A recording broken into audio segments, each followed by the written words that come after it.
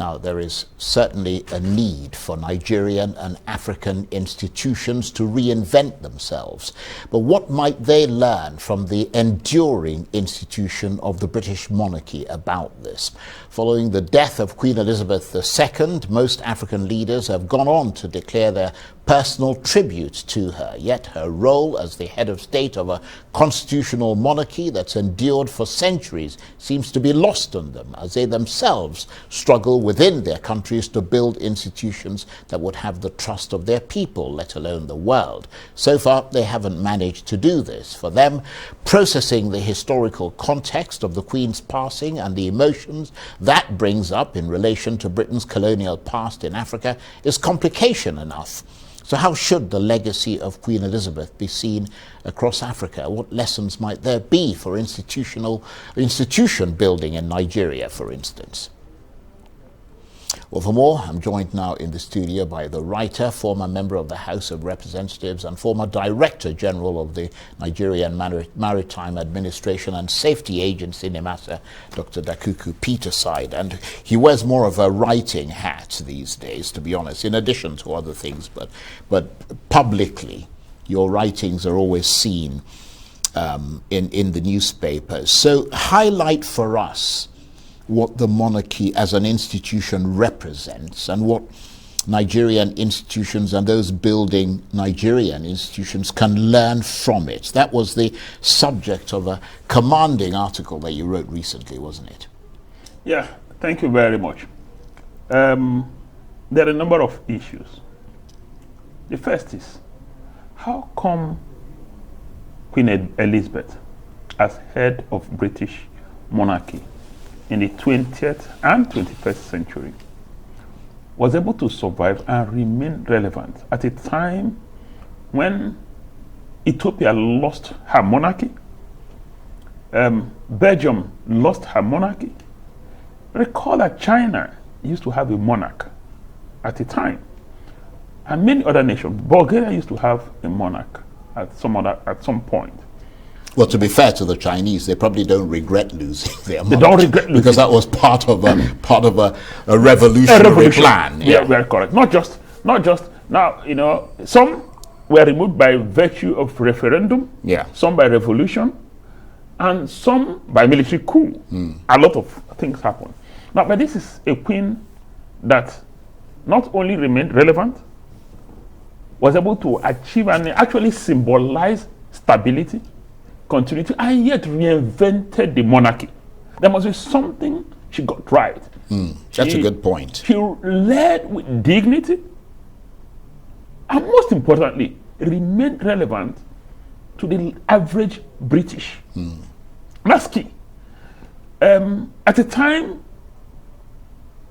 the forces of democracy, the forces of change, forced a number of leaders to abdicate the throne, or actually vanquished the throne.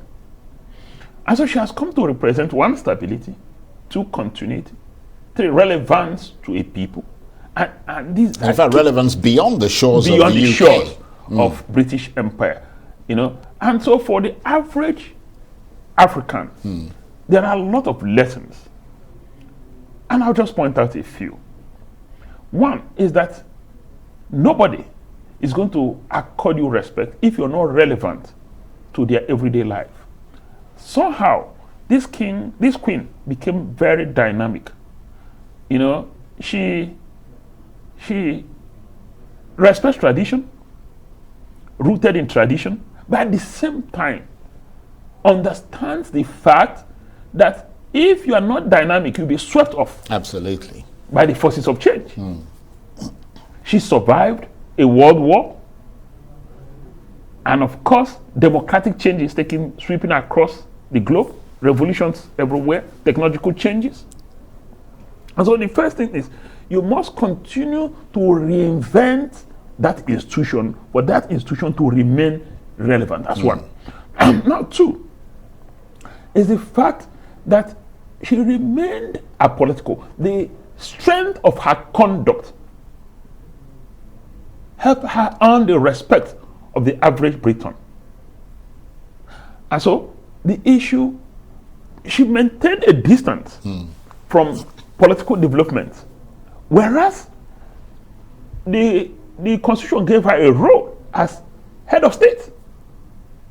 But a ceremonial. A ceremonial head of state.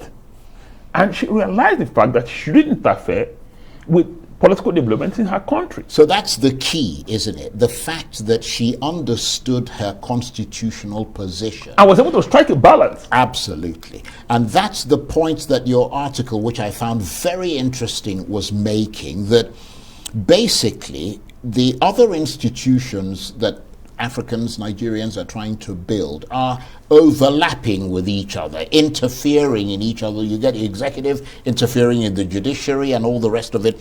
So, and also fundamentally, Nigerians don't trust their institutions. The trust factor is very serious. Because of the role those institutions play in the little impact, basically, they have on the lives of the people.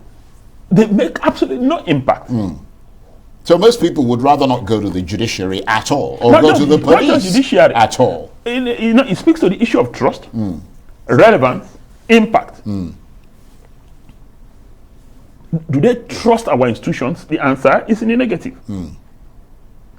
And like I said, I would love to see a survey conducted on trust level or trust rate for our major institutions. And so the issue of trust is there. Now, the issue of the relevance of these institutions to them. Do they believe, as the saying would go, that the judiciary is the last hope of the common man? I don't think the average Nigerian believes that. I'm inclined to agree with you. Now, do we believe in our own traditional institutions? They believe they're simply political, they get deeply steeped in political development. Instead of becoming, those who preserve our tradition, our value system.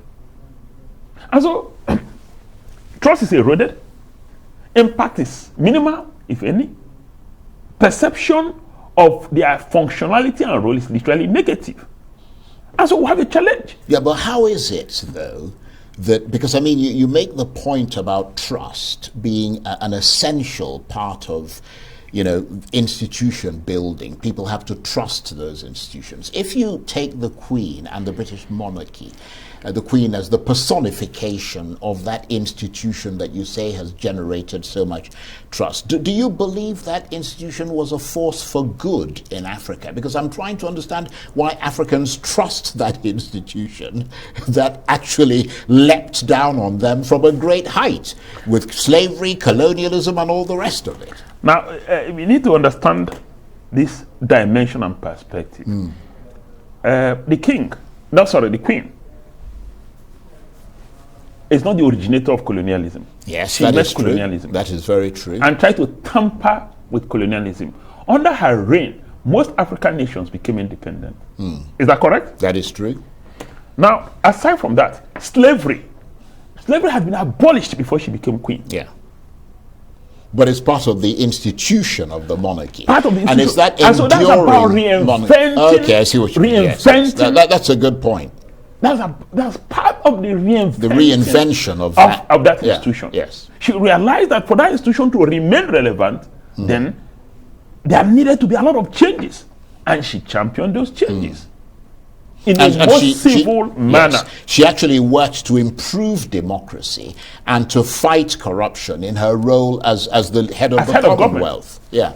But also certainly the head of the Commonwealth. Yeah, that is true. I mean, Emeka Nyoku was saying as much when he was interviewed on Arise News about the role of the Queen in the Commonwealth.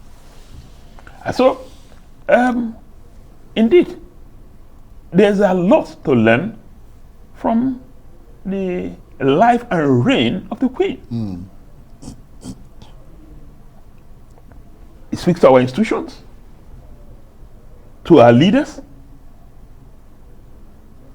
and even to the followership. What do we look out for in our leaders? When our leaders are on course, do we appreciate them, support them, give them loyalty for them to succeed?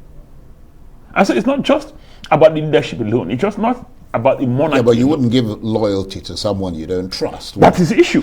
Yeah. And so, but when we see sparks or rays of light What do we do? Do we appreciate them? Do we support them? Do we encourage them? Do we give them loyalty? And indeed, there are sparks. Again, for the leaders, we need to examine our relationship, the impact we make, our relationship with the people we lead, our impact, and the consequences of our decisions, and the fact that we need to change with time.